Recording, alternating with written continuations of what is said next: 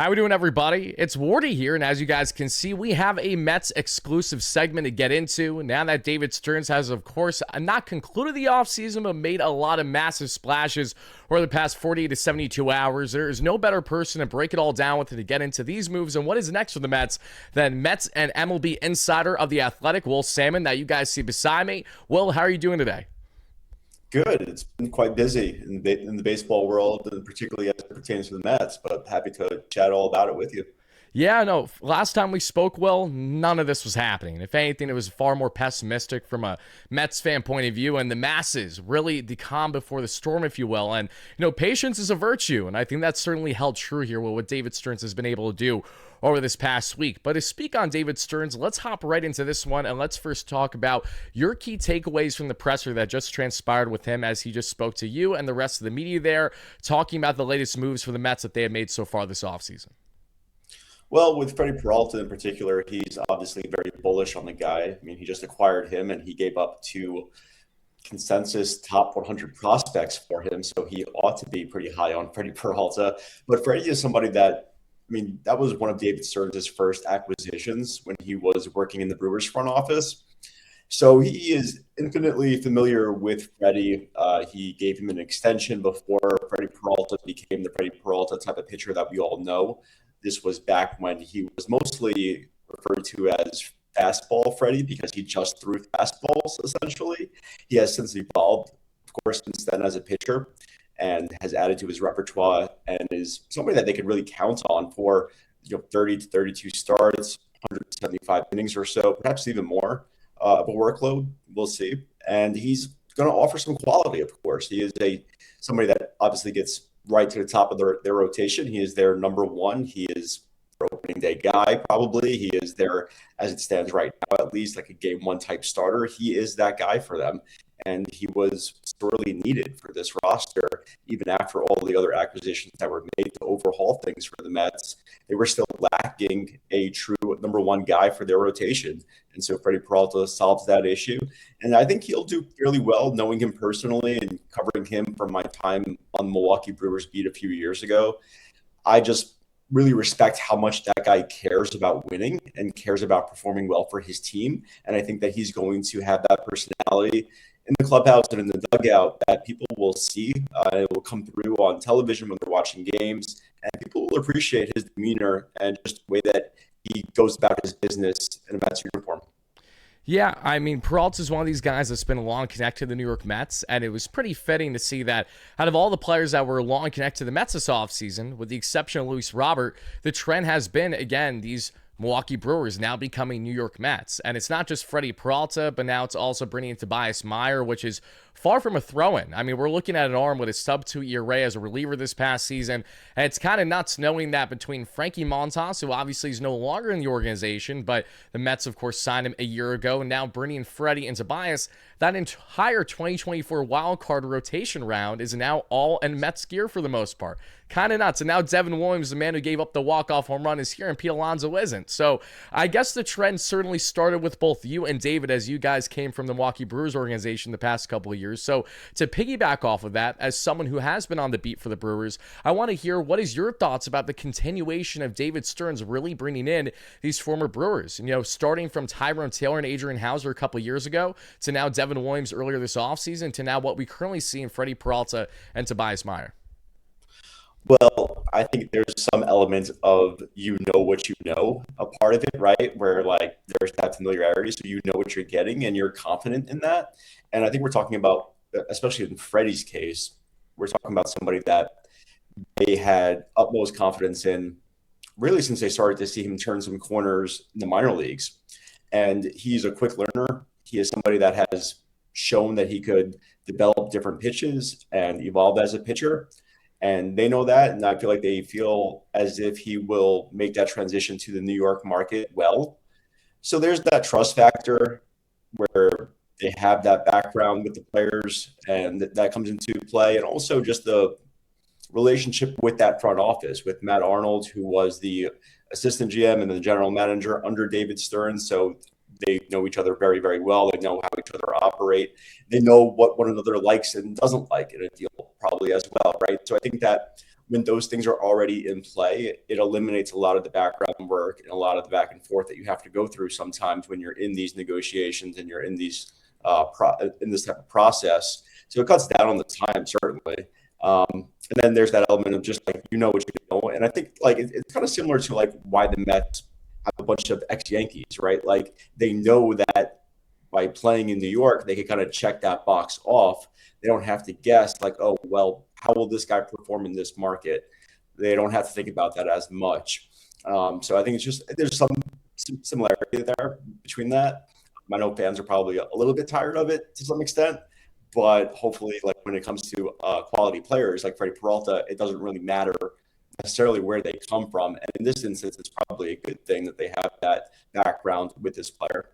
Yeah, I've been saying it for really the past year and a half, pretty much since David really established himself at the helm for the Mets, how it never hurts by having that familiarity, especially when you have players coming from respective big markets like New York and the Bronx. If they show that they can handle it there, why can't they handle it here when the pressure is probably going to be around the same at absolute worst in their case, and at best, it'll be a little bit less for them, And to stay on this topic of familiarity, I'm really curious to know if you have an answer for this, and this has more so to do with the Kyle Tucker pursuit. As we know, the Mets, of course, did not land Tucker in the end as he went to the LA Dodgers, like every other top player, it feels like, in this year's market.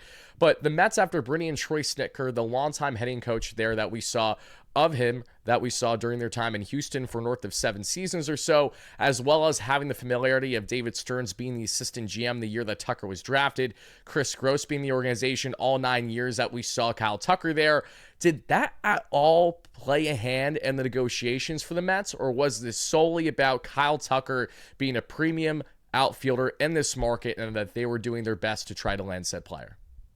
It was definitely more so the latter, but those relationships did help. And it also helped determine like what kind of fit he would be.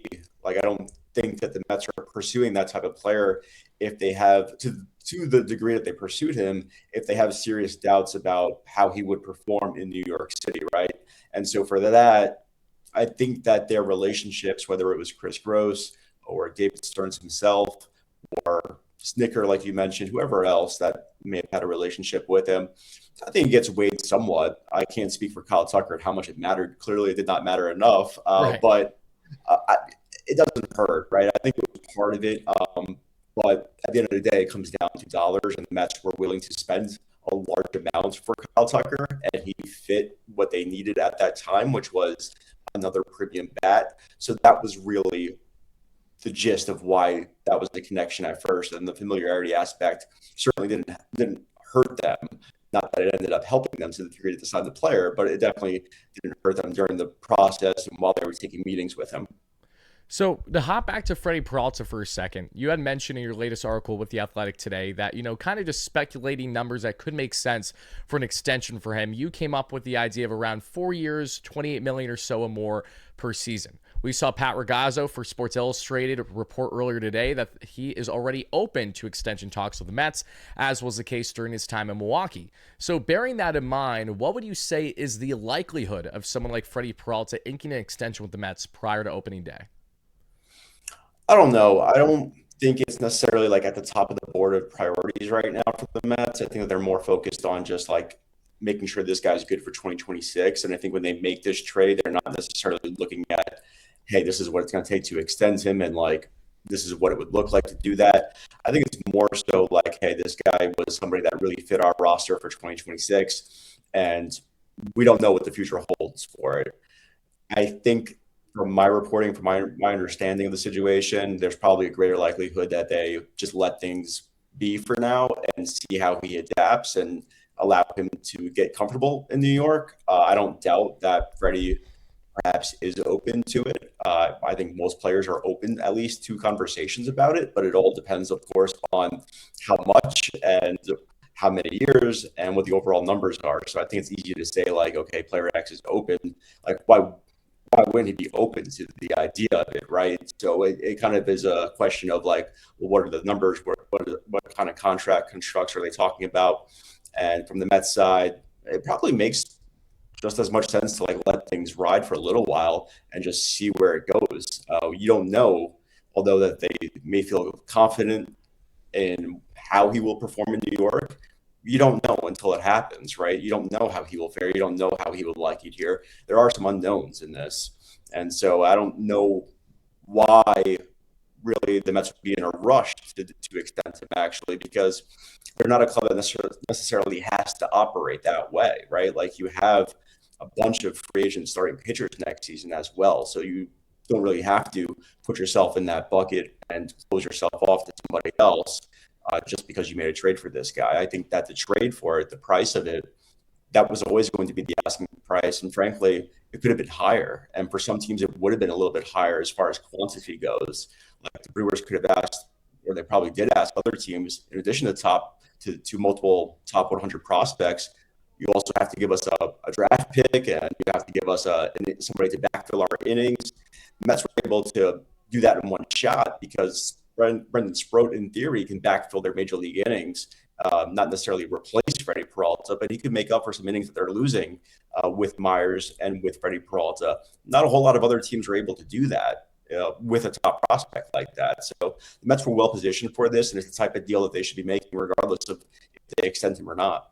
Yeah, I agree, especially when you bring in Tobias Myers in this conversation, because it was a lofty price that the Mets had to give up as is for a rental, but knowing that you're also getting a controllable swingman type pitcher who might be stretched back out as a starter for the Mets or could really be utilized as a high-quality reliever like we saw for the Brewers this past year for someone who still has club control until 2031, I believe. So I understand the asking price, and you have to give to get, especially in what can be an inflated market for a really, really desirable pitcher.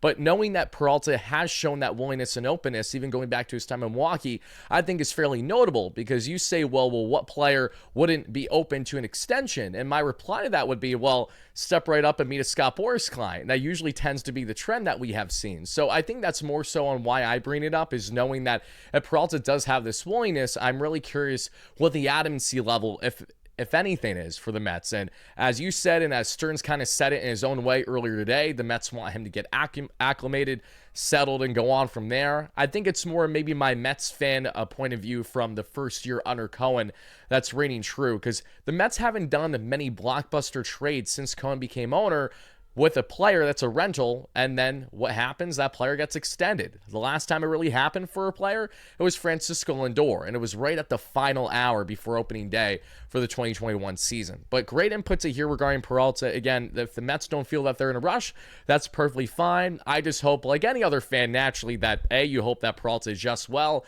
handles the big market, and B, does in fact stay here beyond just one season, so that way it further justifies giving up the high upside talents in Brandon Sproat, who you drafted twice under a previous regime, mind you, and Jet Williams, who's also drafted under the previous regime. We have seen the trend, no doubt well, of, this continuation of David Stearns having a greater appetite to part ways, not just with any guys in the farm, but specifically guys that are not his own. And this is not to discredit any of these other prospects, but when you see guys like Drew Gilbert being dealt right away, and the deal for Tyler Rogers as a rental, when he was deemed by many still as the second best outfield prospect the Mets had, with the exception of Carson Bench. And now seeing guys like, of course, Luis Angel Acuna didn't have an immediate fit. He's parted ways in a trade for Mr. Luis Robert that we're going to get into in a second, to now this. So I'm really curious to see how much more of an appetite David Stearns will have to dabble in the farm like this.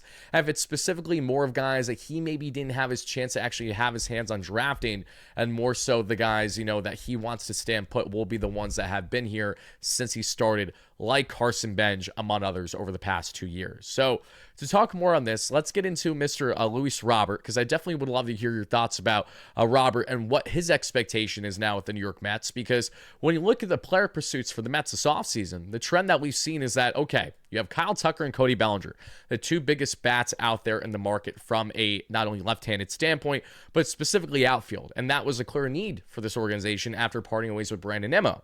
So now that they brought in Luis Robert, what do you say that the upside is justified? Why the Mets view him and maybe similar ilk to these players? Or do you think that it still is in the best interest for the New York Mets to potentially look for something greater there when looking at floor versus ceiling, if we're comparing and contrasting Robert versus the guys that they were also trying to land and fell short on in Tucker and Bellinger?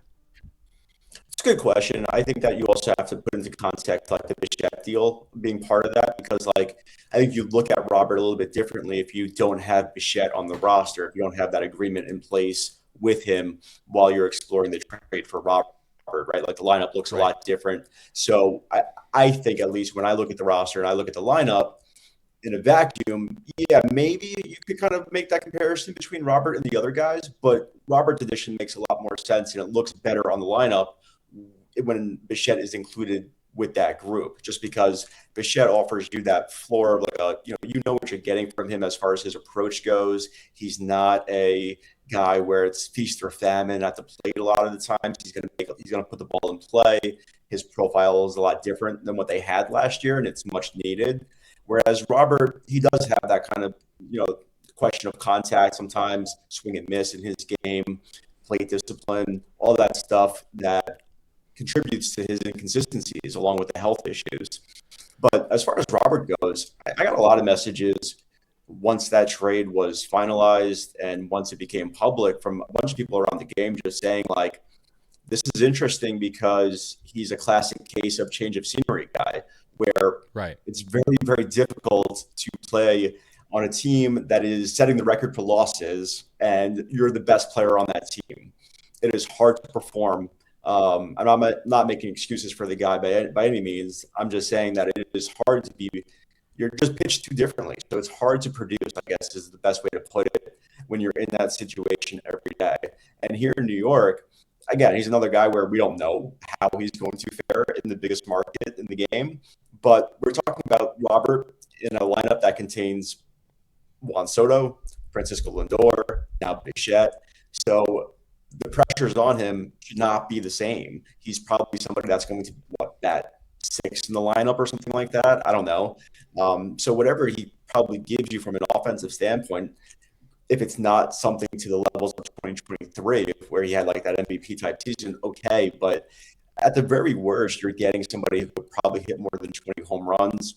Yeah, the batting average and that type of stuff will be questions, but he's also going to provide some elite defense. He's going to steal bases for you.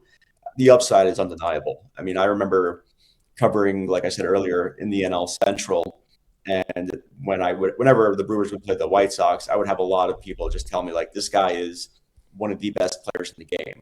And he is still that guy, right? Like, that guy is in there somewhere. And he's not all that far removed, too, from being that guy, because it was just 2023. So if he's healthy and in this environment, I could see him really be a guy that showcases that kind of upside that he's capable of. And I will give, credit where credit's due here in the sense of what the thought process was from the Mets. This is why they've been wanting for Robert well before even the offseason. There's a reason why they pushed so heavily to land said player at the trade deadline and had to settle with what they felt was probably a bit of a lesser option that held true in his results, unfortunately, in Cedric Mullins, for example. So Robert has been an unbelievably desirable player each of the past 2 years, regardless of him sitting closer to 700 OPS than his breakout MVP caliber 5-tool season in 2023. But the reason why I've been not only bullish on Robert isn't just because of the upside, but it's also bearing in mind, if the Mets don't land Luis Robert, who's going to? It may very well be the Philadelphia Phillies. It could be the LA Dodgers, especially prior to landing Tucker. Why do these great organizations in the National League want this player? It's for the same exact reasons that the Mets do. It's because you look at the change of scenery, look at the idea of being in deep lineup, and honestly, regardless of the millions that he's making, there's something to be said also on just finally getting a breath of fresh air, that you're in a different environment and giving you great motivation to really get up each day. It doesn't matter if you're making $1 million on salary or $20 million. If you're not happy as a player, that more than likely is going to show, especially if you have struggled in the past to maybe, hide such things, because we've seen a guy like Robert with the White Sox maybe not run it out down the first baseline you otherwise hope a player would of his caliber, mainly due to frustration. And you think of the amount of money the Mets are spending on him on essentially a one-year deal. It's one thing to just bring on his $20 million contract with a couple million bonus. It's another knowing that with the 110% tax, we're looking at essentially double the salary for someone like him. And if you're going to see Cody Bellinger get absurd AAV, if you're going to see Kyle Tucker get absurd AAV, the Mets thought process here, I'm sure, is of similarity, thinking that, okay, while the floor is going to be lower from an offensive standpoint than these other two players, the defense is still going to be as good as any, if not better than all of them, and the base running is going to be elite. And if things do pan out with the bat here, then the Mets look like that they've just had one of the better trades that we've seen in recent organizational history. So I understand both all the pros and cons there, certainly. And when we talk about the lineup separate from Luis Robert, when we emphasize a bit more on Bo Bichette, I think we can all agree this was the biggest splash of a offensive acquisition the Mets have made this offseason. And I'm sure that'll likely be the case for them when everything has certainly settled with them once we get over the next month or so.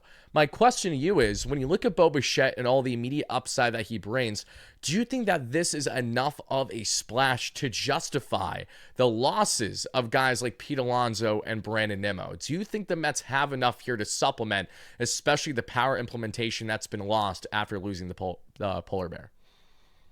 They could. I think that you have to look at it more so in the aggregate and not just compare like one player to one player because it's just a completely different lineup. It's going to be a completely different roster. So when I look at it, like there's Bo Bichette who could hit maybe, since you bring up power, I'll use the example of home runs. Like maybe he could hit 20 to 25 home runs. He's capable of that. Jorge Polanco, capable of the same kind of figure. Luis Robert, capable of the same kind of figure. So what I'm getting at is that when you add that all up, maybe it comes close to the production that they lost in terms of power from the other guys, whether it's Pete Alonso, Brandon Nimmo, even Jeff McNeil. But that may not be their game, and they may make up for the value in other ways, whether that's better fielding, whether that's just better at getting on base collectively as a group, whether that's grinding out at bats, putting the ball in play, that type of thing. The identity is going to be a lot different than last year's lineup. And I think that's obviously on purpose, right? It's a completely different look. The one concern I have, or one of the concerns I have, is just the availability of those said players, those newcomers. All of them carry some sort of question of, can this player stay healthy over the course of 162? And with the old group from last year, that was one thing that you could always count on with those guys, whether it was Nimmo, who recently has, last 3-4 seasons, he's playing 150 games plus each of those seasons. Pete Alonso, of course, plays every day. Jeff McNeil had a couple of injuries, but for the most part, he was an everyday guy. So that's the one concern I have with the overall group. But I do like the lineup. I think that it's probably more balanced than I expected it to be. And I think that's what also Bichette brings to the table. And that's why he was needed, was from the right side with this lineup. They needed somebody like that. So to answer your question, no, he's not going to alone make up for it. But I think in the aggregate with Polanco and with Robert, again, as long as you're getting the requisite amount of games from these guys, they should come close to making up for the offensive value, if not probably going beyond it. Yeah, I look at this Mets lineup and I say to myself, I really like it. I don't think it's a bad lineup. I think it definitely has the potential to be deeper and more diverse than what we saw from this past season. I love the characters the Mets have brought in when looking at not necessarily as feast or famine the way that Robert has a tendency to be over the past 2 years, but more so just in the clutch ability with these players. Robert batted right around 280 with runners in scoring position. Jorge Polanco was tremendous with runners in scoring position. Bo Bichette was tremendous with runners in scoring position. Marcus Semien has, of course, had that clutch gene in his career, the former World Series champion. I think those type of players in particular, the profile that they bring, separate from just what their baseline numbers tell you, is going to really bode well for a team that, as we saw, was so miserable come late and close in ball games, 8th and ninth inning. They just rolled over and died, it felt like, more often than not. So one does have to hope with this identity change and culture change in this clubhouse and both on the field that we will see a product that maybe, again, isn't going to be necessarily top 3 or 5 in home runs like what we saw this past season, but could be far more balanced from a 1 through 9 inning standpoint than what we were previously getting. But if there's one thing I will say about this lineup, well, and I'm curious to know if you feel the same or differently, I still feel like that this lineup is one bat short from really solidifying itself to say, hey, we really have something that can go toe-to-toe, maybe not perfect in comparison to the Dodgers, but the best that you can really control, given all the payroll, given everything that the Mets can control with their assets at the farm, etc. So my question to you here is, when looking at what the Mets may still have an opportunity to do here, what do you think is more likely on their end? Do you think it's either A, going after another outfielder, or B, going after someone who could platoon more time with Polanco at the first base DH position? Probably the outfielder. I think that a part-time outfielder is something that I'm more or less expecting at this point, just because left field, you don't really know exactly what you have there. They want to leave the door open for Carson Bench to make the team out of spring training. Who knows if he does, right? He needs a big spring training for that to happen. We don't know if that's going to be in the cards for him. We don't know how ready he is going to be. and they're not going to force the issue. If he's not looking ready, he's not going to be on the roster.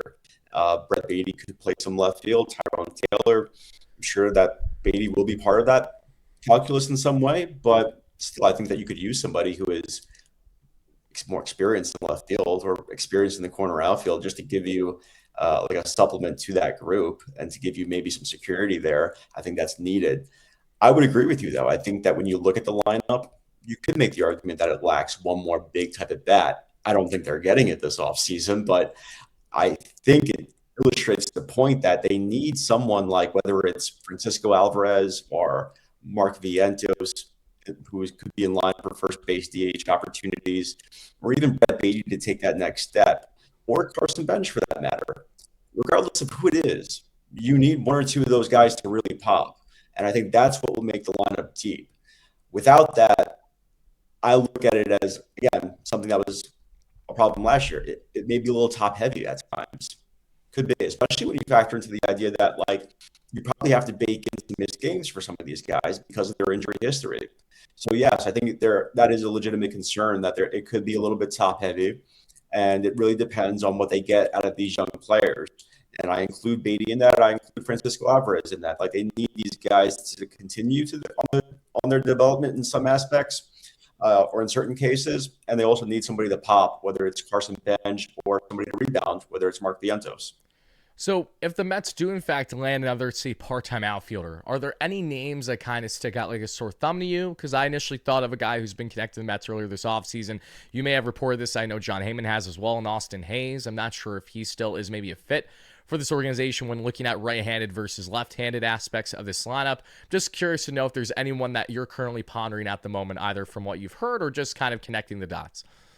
Yes, speculatively, he could be a fit. I haven't heard it personally. I don't doubt John Heyman 1 second about his reporting, so I'm sure that's if he's reporting it, I'm sure that it's correct. I haven't really dug too deep into it, just because of the Freddie Peralta news coming on the heels of the Bichette press conference, which came on the heels of the Luis Robert trade. So, like, there was like a lot going on at the time. I do know that is something that they're considering, is like that part-time outfielder profile. Who that specifically is, I'm not sure yet, and I'm also not sure yet because that's typically a market that takes a long time to really get going. Like, that's something that closer to spring training, right? Yes, we see that happen like in February or the last week of January. If you recall, even a couple of years ago when the Mets and Billy Epler signed Tommy Pham, that was late into the winter. Right. That was creeping up on spring training time. I believe it was like late January. It could be a little bit off there, but that's usually around the time those types of players go. So I don't really know exactly from a player perspective, like who that could possibly be for the Mets. I wouldn't want to steer people wrong, but the profile, I think, is like what matters most at this point, because from there everybody can see like a list of free agents, and you can kind of play it out. And there's Hayes, there's guys like Slater, there's Grichuk, there's a lot of guys who are still on the market in free agency, not to mention trade possibilities.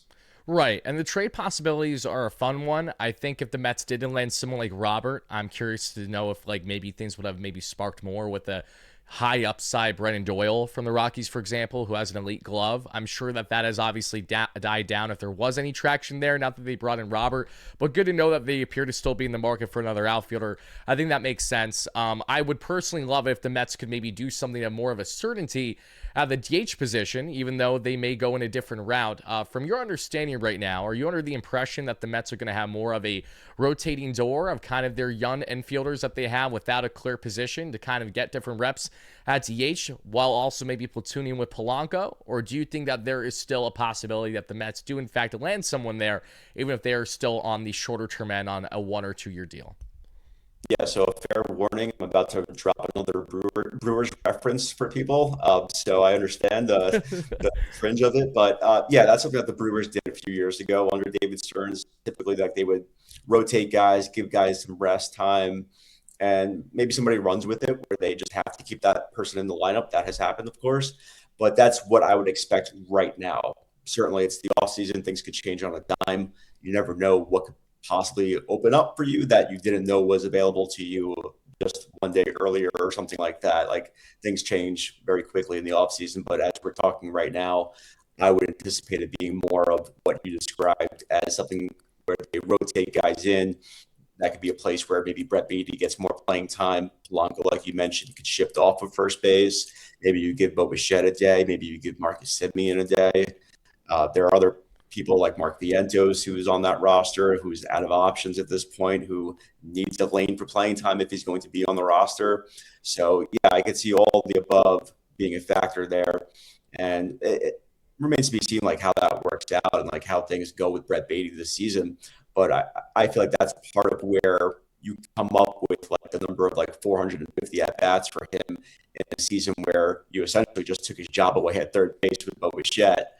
Well, he could maybe still draw some starts at third base occasionally. He could play a little first base, and you could put Polanco at DH. You could put Beatty at DH. You could put Beatty at left field.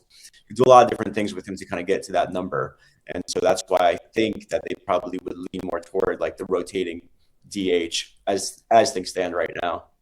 So, bearing in mind the continued lack of development that tends to happen with players at times, unless they really show character in the way that I feel that Beatty did by being utilized at both his second and third base this past season, we've seen him not work out nearly as well for guys like Mark Vientos in his sophomore slump this past year. And Ronnie Mauricio, who was really more on the roster, felt like for the sense of the Mets having more club control and the minor league option than actually giving him proper playing time. So when you look at the utilization or lack thereof of Beatty, Vientos, and Mauricio, without really second guessing, if you had to pick one player that is likely to be traded before spring training begins or around that time, which one do you think makes most sense?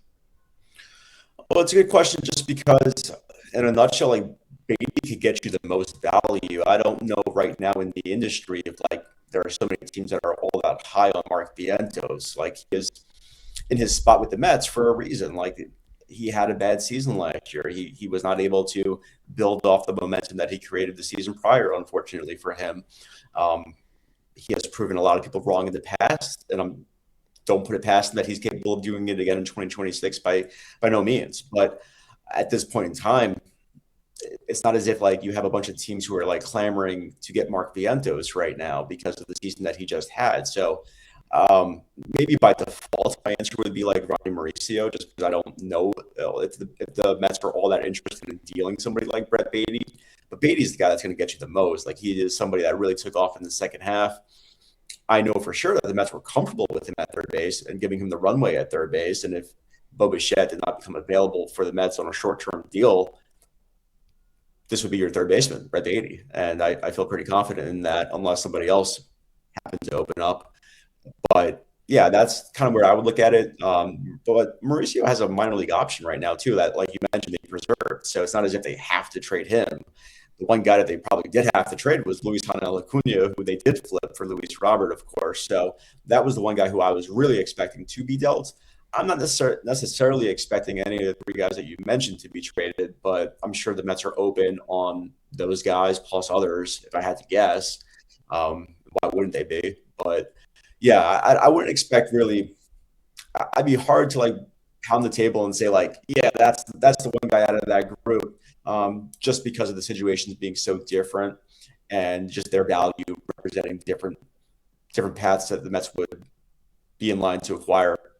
Yeah, no, that's fair. I've really been toying with what I think makes most sense. And Beatty felt like the least likelihood up until Bichette signed. And then we're saying to ourselves, oh, well, okay, this kind of changes everything because now Beatty can either be utilized as that true ultra utility man filling in the shoes of Jeff McNeil, probably seamlessly, mind you, whether he's getting some reps in left field and, of course, being utilized all over the diamond that the Mets deem best fit.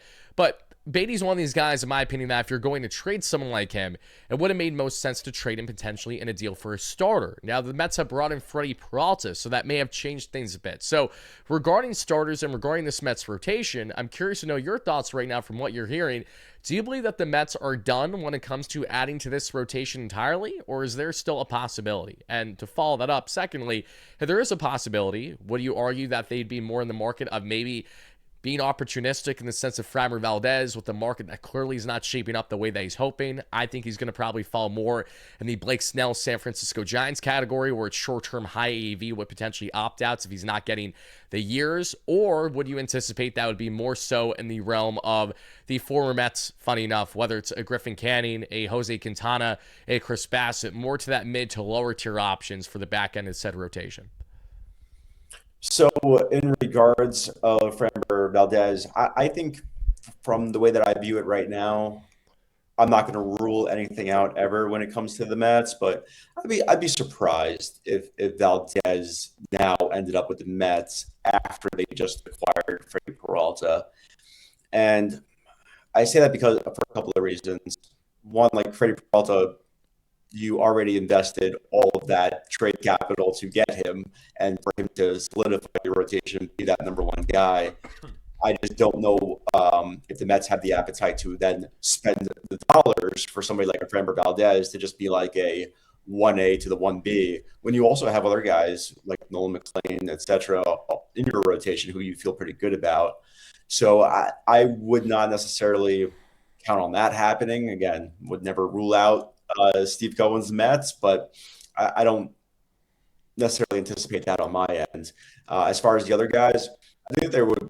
My guess right now is that there would probably be some subtraction for the addition if they were to make another addition. That's just my guess based on what I've heard throughout the offseason of where the Mets stand. And I think that makes sense, actually, just because you have Nolan McLean, you have Sean Manaea, you have Clay Holmes, who, by the way, gets forgotten, but he was pretty dependable for what he was worth in that rotation. Like, he was almost a stabilizing force there. I know that he had some trouble, like everybody else in the rotation, with getting beyond the fifth inning, but at least he got to the fifth inning. At least he pitched you, 5 solid innings, which is more than what you could say about some of the guys. But yeah, you have David Peterson, and then there's other guys, of course, like Christian Scott, Jonas Nong. They just got Myers, so they have the depth as well. So I would probably envision subtraction and then addition if they were to go that route. And I'm not really sure yet if they are even thinking about doing that. They're probably open to it. It probably depends on what's available to them, but I'm not sure if it's a high priority right now. Yeah, from a fan point of view like mine, and I know it's a little bit different for yours because you're more like truly standard media, but when I hear David Stearns speak to the media, I know that I should take a lot of it with a grain of salt when talking about, certain statuses of players at times. I think of Jeff McNeil, for example, when talking about him, when the writing was always on the wall that he was going to be dealt, but naturally David has to approach things publicly in a way to make it where that wouldn't necessarily be the case. And when I look at how the Mets are kind of going about their current approach with this rotation, it really feels like, while they're satisfied with where they are at as a whole, it definitely feels like in the case of either a David Peterson or a Kodai Senga, to a lesser degree Senga now, if we're going to actually take it with more of a grain of salt with what Stearns said today, which is that he believes that he's going to be here. He's really happy with the offseason he's had. I agree with you. You would probably have to retract because you have so much depth as is to bring in someone. I guess the question is, in your eyes, do you think that there's anyone out there that would really warrant for the New York Mets to go ahead and do such a thing? Probably not. Okay. Probably not. That's fair. You could make the argument that maybe they could use more of a innings eater, perhaps. Right.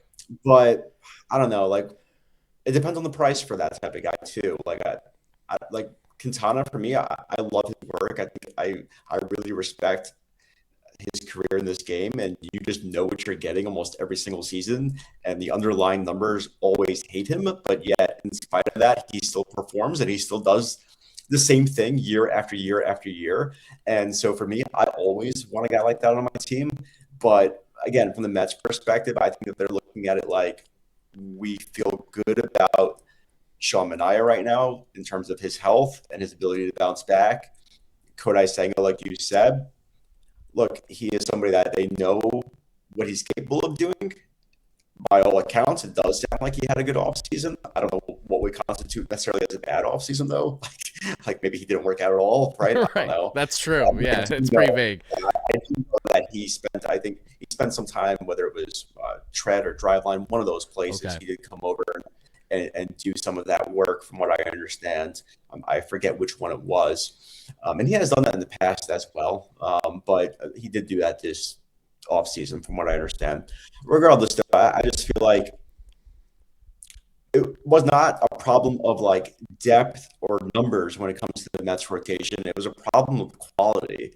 Right. And A lot of quantity that's there. why they got Freddie Peralta, the quality aspect of it. And so I don't really necessarily see somebody like that other than maybe a Valdez or a Gallon. But again, like that's going to cost you a lot. Even if it is just a short-term deal, like that figure is probably going to be pretty high still. And you just traded for somebody that, in your view, checked off that box for you. That's fair. Yeah, and you also thinking, and I know that you said this over the past couple of days in your previous piece out, the Mets aren't completely deterred from the idea of signing a pitcher that has the qualifying offer attached, even after signing Bichette. But I'd imagine that there is somewhat of a hard line in the sand for the Mets as to, are they willing to cross that for this kind of player profile? It doesn't make logical sense for them to say sign a player that's going to give them very similar ilk in innings and in turnout and production than what you're getting and maybe what you're going to part ways with. Like, let's say hypothetically they traded David Peterson to bring in a Zach Gallen, but they both went on to have very similar seasons. Let's say Peterson has a career high of, really north of 200 innings and doesn't burn out in the second half wherever he gets dealt to.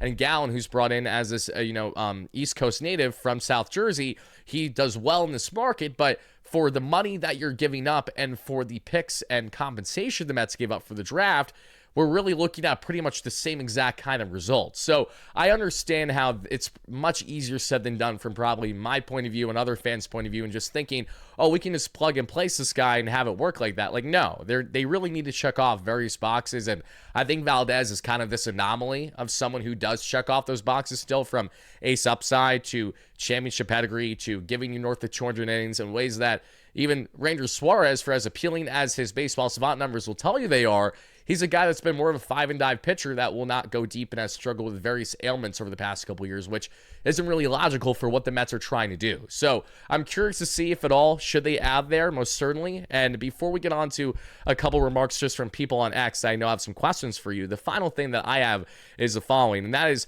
from your point of view, how would you assess this Mets offseason in the sense of, has this went as expected in your eyes, or have there been either moves or lack thereof that have really surprised you in your coverage? Well, once the Mets were eliminated from playoff contention at the end of the season, I knew for sure that this roster was going to look different. I knew that from talking with people on the inside of the Mets and from people outside the organization as well. Like, that was my firm expectation of this core group may see some change. And look, I don't want to say he telegraphed it, but David Stearns was rather open in that end of season press conference that he held a couple of days after the season ended, where he was actually asked something along those lines of how much change there could be to this group. And he left that pretty open. And I thought that was telling at the time. And it only reiterated to me that that was a strong possibility. Didn't know that they'd be able to give up Brandon Nimmo. I didn't know that they would get Marcus Semien in exchange for him, but I did know that they were going to really prioritize defense. And there is, and rightfully so, some criticism and pushback on, like, well, how much better defensively will they be with a couple of guys playing new positions? Right. Totally fair criticism, something that I also think about and wonder as a reporter. But just in terms of the way the Mets look at things, they really value things defensively up the middle. And from my point of view, there's no doubt that they are stronger up the middle defensively with Marcus Semien at second base and Luis Robert in center field. Not to knock what they got from Tyrone Taylor, but Tyrone Taylor was not playing every day after a while because of his lack of offensive production. And when he wasn't playing, that defense in center field became problematic. And so they are definitely better up the middle defensively. It remains to be seen if that could be said at the corner positions as well. But I was not really surprised of the core being different and a change occurring. The extent of it, I was not going to be able to tell you. It was going to consist of Edwin Diaz, Jeff McNeil, Pete Alonso, Brandon Nimmo. No way. There's no way of knowing that, right? I did know it would be different, of course. How different? Who knows? And in terms of just the way things have played out since, a lot of things surprised me in some ways, and a lot of things were not necessarily a surprise. Like Polanco, for instance, he was actually somebody that I kind of circled in my head just from covering David Stearns in the past and knowing that he is open to different things at the corner position spots. I thought to myself, like, okay, this could be an interesting fit for first base, actually. And so that one didn't necessarily surprise me. The one that did, of course, was Bichette. I did not have that even after the Tucker decision. Did not see that coming. I know that like I was on it when it happened, of course, but before that, I wasn't really seeing it that much. But that I think just shows you how creative and resourceful that this front office can operate and be when you have premium players who are available in the market. You try to make it work, and you try to look at their strengths and what they can bring, and just see what you can do with the rest of the roster to make it a fit. So I give them a lot of credit, honestly, Tyler, just because of the conviction that they showed this offseason. It takes a lot of guts to do what they did. I don't know if it's going to work out.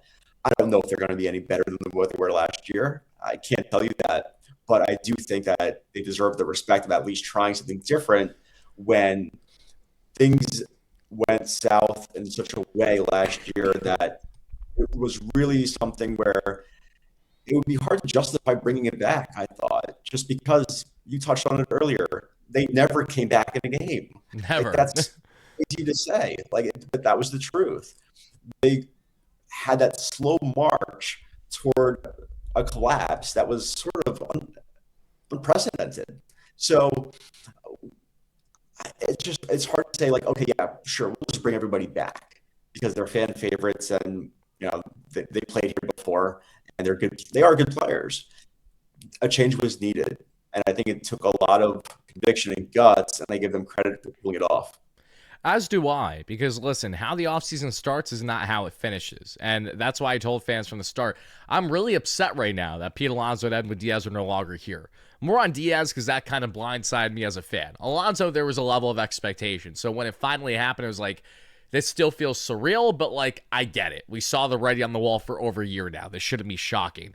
Diaz really shocked me. But even with that happening, and even with there being a level of expectation that maybe Andrew Friedman had a better negotiation process than Stearns, again, it's up to everyone else's judge on that point to see how they view it. But I will say Stearns' ability to look at what the Mets lost, purposely lost in large portion with Alonso, with Nimmo, with McNeil, etc., and stayed true with his vision and made sure that the Mets, at minimum, added the absolute areas of need that needed to be addressed for this club. Of course, there's still some fine-tuning. We can all agree. And to talk about that, I think a perfect pivot in this before we wrap it up is to just answer the first comment from X. And this is from Anthony_Jordan or Ant_Jordan asking, we talked about the idea of one more bat, but he also asked, what about one more reliever? And specifically your thoughts on a guy like Michael Kopech, who obviously has upside, but has struggled to stay on the field with his health over the past couple seasons. Yeah, I think that it's fair to say the bullpen could probably use another guy. I think that's probably fair. I think that's probably a fair criticism. Like, you can never have too many of those types of players, especially guys with some experience. As far as Kopech goes, I haven't heard his name directly linked to the Mets, but he does make some sense for like the type of player they generally look at for the bullpen. He's a big stuff guy, and he's going to wow you with his numbers, the under the hood type of stuff. And there's a lot to like there. And he has had some really eye-opening success in the past. Unfortunately for him, he has had some health issues. From what I understand, though, he is healthy now. I'm eager to see where he does end up because I'm a big believer in Kopech. I think he's a really good pitcher, actually. But yeah, I would agree. I would say, though, that this is something that I reported earlier this offseason. There is a chance where like somebody like a Tong or a Scott, they are part of the pitching staff at the major league level, but they're more of a multi-inning type of guy. And perhaps Myers makes that something that isn't in the cards for those guys as much as it could have been earlier. But it is probably still a possibility, at least, because that is something that David Stearns has done in the past, and he has had some success with that. Freddie Peralta, by the way, is an example of that, where he broke in as a reliever or as a multi-inning type of guy before becoming a fixture in the starting rotation. So there may be some element of that type of guy claiming a spot on the roster in that capacity. But again, I think at least I would agree with somebody, whoever submitted that question, that they could use one other guy for the bullpen for sure, because it's really Raley and Weaver and Williams, and you're waiting for Minter to get healthy because he is not going to be ready by opening day in all likelihood. He is going to need maybe just even a couple of weeks, but it's just not going to be opening day. So it's not anything catastrophic there, but it's still something where you're waiting for that guy to be healthy. And when you're in that situation, you really can't count on that guy until he is with you. This is why I'm so confident, and maybe this is just a fan of me talking, but I really do feel that the Mets are going to inevitably trade one of those infielders that we mentioned, whether it's Beatty, Vientos, or Mauricio, in a need-for-need type situation where they bring a reliever of quality back. I especially think of the San Diego Padres and the widespread reporting from you guys at The Athletic earlier this offseason. Now, I understand that talks maybe haven't gone too far on that front. We know that AJ Preller is willing to listen and get very opportunistic, but it doesn't necessarily mean you're going to get far because he obviously wants a certain structure of a trade to come to fruition. But when you look at this current bullpen makeup for the Mets, I've been saying this for months now, they have the lefties of quality on paper in Minter and Raley, but they lack, especially in Minter's case, exactly what you're getting for a guy that's coming off of major injuries each of the past 2 years. And these are guys that don't have a lot of velocity either. And not that you need velocity for endless success, but I think having the type of variation is so important in a major league bullpen, which is why someone like Adrian Morejon, for example, if the Mets are able to, say, pull off a need-for-need trade for, that's the kind of player that I look at and say to myself, if the Mets can pull that off and bring in someone who can give them 60 or 70 innings a season, do it at a quality rate, and throw gas in ways that you don't currently have in your bullpen from the left side, it just checks off every single box for you. So, again, to be determined if the Mets are going to do something along those lines, but I just think from a roster build standpoint, where we are right now, what we still have an abundance of guys that don't have immediate fits here, and what the team need is, I'd like to think that there's going to be some route where the Mets are going to be able to make that happen. Would you agree or disagree? I think that you can make a case that that's a sensible route to take, sure. But I will say also that they do have guys like a Dylan Ross, for instance, who they are pretty high on, that they would love to see, like any other team, claim a spot in the bullpen. I don't know if that's for opening day or for later, but especially when it comes to relievers, and this is something that the Mets have been better at lately, but unfortunately because of injuries to Denel Nunez and some other guys, they haven't stuck. But you really need these relievers to pop internally, and that saves you from trading for relief help or for spending on relievers.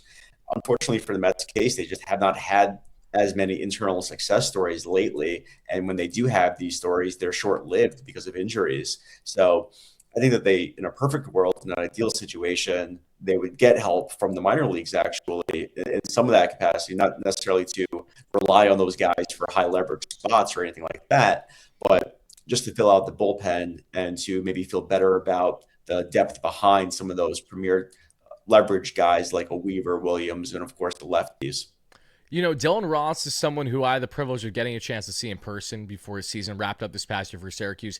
He looked phenomenal in person, absolutely pumping the gun with the velocity that we were seeing, and had a lot of conviction in his pitches too. Another guy that blossomed big time in Double-A, helping them win their championship, was Ryan Lambert. I'm sure he's another arm flamethrower that'll be in the conversation for the Mets, even if it's not at the beginning of the season. You'll see the hype. You'll naturally see people like me recapping a spring training game and saying, Ryan Lambert's got to be in this bullpen tomorrow. He just looks so good right now, even though I understand spring training results mean nothing. And I think the best way for me to learn that, as someone who is, again, getting more established and comfortable in this space and, covering baseball, was Tommy Pham's tenure with the Mets. Because I'm not sure if you're aware on how it went in spring training that year but in 2023, Tommy Pham was far and away the worst hitter that the Mets had in spring training. And it went in hand because of the fact that he was signed kind of late, taking his time to get acclimated. But we're looking at a guy that clearly had, looked like he couldn't hit a beach ball. There was rightful concern from a fan point of view. And that same Tommy Pham would go on to be quite literally the most reliable hitter in great stretches the Mets had up until they traded him for a 17-year-old prospect with the Diamondbacks at that year's trade deadline. So, other than that, the only other thing I want to say here was just a couple more remarks from people on X. One of them is Sad New York Sports Guys on X states the following. We've heard reports about how guys like Bichette, Marcus Semien, and now Freddie Peralta are all known to be amazing clubhouse guys. How much did this factor into acquiring these players, in your opinion? And how do you think these new presence can help our young guys grow moving forward? it had to be some sort of a factor, right? Like you want to bring in quality people to your room, and obviously the reporting, we Tim Britton and I at the Athletic had a piece at the end of the season that kind of questioned some of the clubhouse stuff. Mike Puma at the New York Post has done some reporting on it as well. Like there's enough stuff out there and that's been talked about that makes you wonder just how things were behind closed doors for this group. And really though, like you could have actually a bad clubhouse and win games. Like you could, I've seen that happen, and I've seen good clubhouses have bad seasons, right? Like they don't necessarily correlate, but what I would say is they did, I think, make a concerted effort to get guys who, in their view, care a lot about winning and take this very seriously and have things on the line as far as their legacies or just like the way they go about it, or they come from a history of winning, whether it's a Bichette who was just coming off a World Series appearance and understood what it took to get there. That matters. I think that type of stuff really plays. And other guys, whether it's Luis Robert or Jorge Polanco, they may not be known as a quintessential leader, but they are known throughout the industry for being really, really hardworking people. And I think that goes a long way too, where like you can kind of check that box off for a lot of these guys who they acquired. And that's always a good thing. Maybe it's a tipping point one way or the other when you're maybe choosing between player X and player Y. I'm not going to say like they went out and got Jorge Polanco because he's a hard worker. That's not the case. They got him because they think he's a quality offensive player. But it does probably tip the scales when you're comparing player X and player Y, like I just said. And it was something that is, again, a much needed breath of fresh air for them. Oh yeah, it is a breath of fresh air for them, and it's one thing to bring in Marcus Simeon, who has all the captain qualities you're looking for, and I think the Mets did a brilliant job by bringing in someone like him to supplement the loss of Nimmo in particular. I think it was kind of a perfect fit how the Mets trade Brandon Nimmo, the same guy who spearheads the group outings at spring training when they do their mini golf, among many other things, to bring in another team leader in Simeon in his own right, who is a kind of guy that is usually going to host, bring people together. As we've seen, he's already been doing infield work, was doing it with Jet Williams until now. He's a Milwaukee Brewer over the past week, Brett Beatty, etc. And you look at, not only him, you think of Freddie Peralta. I just saw an interview with him, which I thought was fascinating, which I'm sure you already knew about how Freddie is the kind of guy that, especially after, day games, he invites everyone over to his house after the fact, which is really, really cool to kind of just, again, create this family bond that you're going to have with a team. Something that the Mets had brilliantly in 2024, thanks to guys like JD Martinez and Jose Iglesias, but severely lacked this past season, as we know, for, whatever reasons they may be, whether it's because they didn't bring back those specific players or just because the vibes, for whatever reason, various ones, just wasn't the same a year later after trying to run it back with this group. And the final thing I have for you here, and this is from Sluglord 9000 on X, I think you're going to get a kick out of this, it states the following. How did Will Silent become the greatest of all time in reporting? And how is he always right while everyone else is a liar? So I think to piggyback off of that, the only thing I have to say is, Will, as you know, you've done a really good job covering the Mets and MLB this offseason. Has there been anything that's changed from your standpoint of this? Like, was there anything that's changed in the workplace for you, which I think has allowed your reporting to reach new heights, especially this offseason? Because you've been on the money since you've been covering the Mets over the past 2 years, but specifically this offseason, there's been no denying that you've had the majority of scoops right as they're first coming out regarding everything the Mets have done. And it's one thing to be on the money with that. It's another when your continued reporting through The Athletic has been pretty much to a T exactly how David Stearns has went about his offseason. Whereas, and this is not to slate anyone else in the reporting game, because I have a lot of friends of, coming from different types of reporting spaces, but you really have done yourself a great job by separating yourself from the rest of the pack. So if there's anything that you would say to credit that success to, what would you think it would be? Well, first, I appreciate the kind words. I think what drives me personally is the fact that, like you mentioned, there are a lot of really, really good reporters in this market in New York and just throughout baseball on a national level, and even the individual team beat reporters. There's a lot of people who do a lot of quality work. And for me, that's motivation. That pushes me to raise my game as well as a reporter. But in trying to raise my game or trying to be better at my job, what I care most about is credibility. Like I want to be right about things. Like it's great to be first for things. It's cool to be recognized for it. And when you are first on things, it matters because you had information before other people, and maybe that is a credit to the way that you're doing it and to your process and to your relationships with people. So that's always a good thing. But for me, what really matters is if I write something on Monday and if Tuesday or Wednesday it turns out to be completely way off in terms of like what they ended up doing. Sometimes you can control that with like your reporting. Sometimes they go in a different direction just because that's what happened, right? Like they didn't know that when they were maybe talking to you, or when you heard it from somebody else, or whatever the case was. People change their minds too, right? But I just try to be right on that day to the best of my ability. And usually, like when you're reporting it out and you're saying like we were talking about earlier about the profile for like a certain player, right? Usually that doesn't change all that much. And so when you could explain like the rationale or break it down for people to understand like this is why they're doing this move, or this is why they believe whatever the team is make this move make sense, or this roster fit makes sense.